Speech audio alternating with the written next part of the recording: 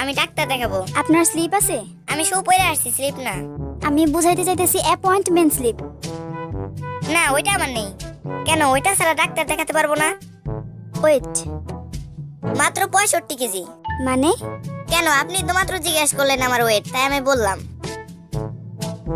শুনুন, আগামীকাল সকালবেলা আপনার প্রস্রাব টেস্ট করব। এই বোতলে আপনার প্রস্রাব নিয়ে আসবেন। তো টেস্ট কি আপনি করবেন না আপনার সহকারী করবে? আরে না, আমি নিজেই টেস্ট করব। প্রস্রাবের বোতল তো ঠিক আছে, কিন্তু চানা চুরালেন কেন? না, ভাবলাম খালি মুখে টেস্ট করবেন, ব্যাপারটা খারাপ দেখায় না, তাই চানাচুর আনলাম। চানাচুরের সাথে টেস্ট করে মজা পাবেন।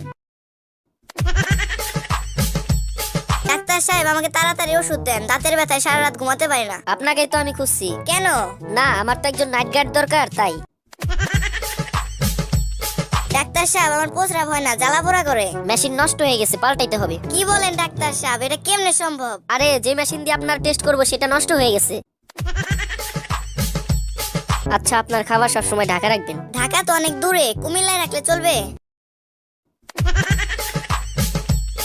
আরে, আপনার কি খবর? এখন কেমন আছেন? কোনো সমস্যা হচ্ছে না তো? না, কোনো সমস্যা হচ্ছে না, তবে হয়েছে কি, এখন দম নেওয়ার সময় আর সারা সময় বুকের ভিতর টিক টিক শব্দ করে। তাই তো বলি, আমার এত দামি ব্র্যান্ডের ঘড়ি কোথায় গেল? আচ্ছা ডাক্তার সাহেব, আপনি কি সত্যি বলতেছেন আমি চশমা নিলে পড়তে পারবো? নিশ্চয়ই, কেন পারবেন না? আমি তো আগে পড়তে পারতাম না, যাক, চশমা নিলে তাও পড়তে পারবো।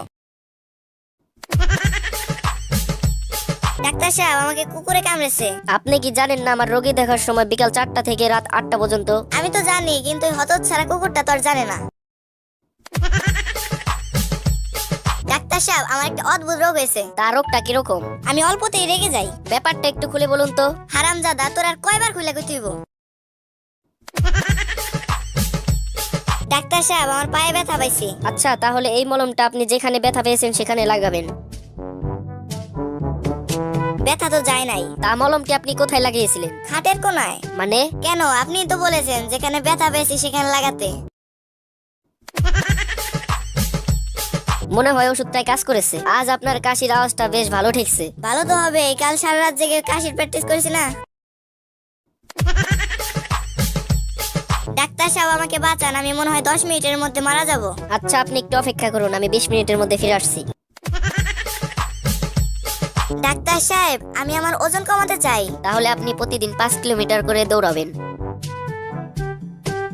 ডাক্তার সাহেব, আমার ওজন তো অনেক কমছে, কিন্তু আমি বাড়ি যাব কেমনে? আমি প্রতিদিন 5 কিলোমিটার করে দৌড়াতে দৌড়াতে বাড়ি থেকে 1825 কিলোমিটার দূরে চলে আসছি।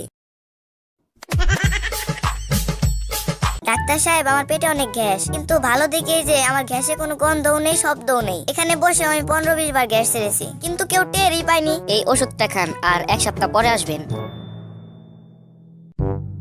ডাক্তার সাহেব, এটা আমাকে কি ওষুধ দিলেন? আমার গ্যাসের শব্দ নেই, কিন্তু জঘন্য গন্ধ। আপনার নাক ঠিক হয়ে গেছে, এবার আপনার কানের চিকিৎসা করতে হবে।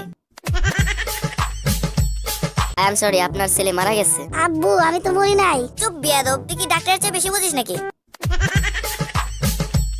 ডাক্তার সাহেব, আমাকে বাঁচান, যখন আমি জেগে থাকি মনে হয় আমার পাশে জিরাফ বসে আছে। আবার কখনো কখনো শিম্পাঞ্জি খাওয়ার সময় ভাগ বসাতে চায়। তাছাড়া হাতি, গন্ডার, হরিণ তো আছেই। আমি এখন কি করব ডাক্তার সাহেব? আপনি মোটেই চিন্তা করবেন না, বাড়িতে একটা খাঁচা কিনে ঢুকে পড়ুন।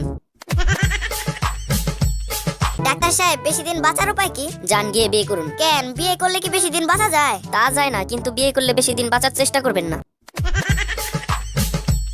আচ্ছা ডাক্তার সাহেব, দুনিয়াতে এত চিহ্ন থাকতে আপনার প্লাস কেন বেছে নিলেন? দেখুন, রোগী মোরগ বাবাসুক, ডাক্তারের পকেট তো সবসময় প্লাসই থাকে।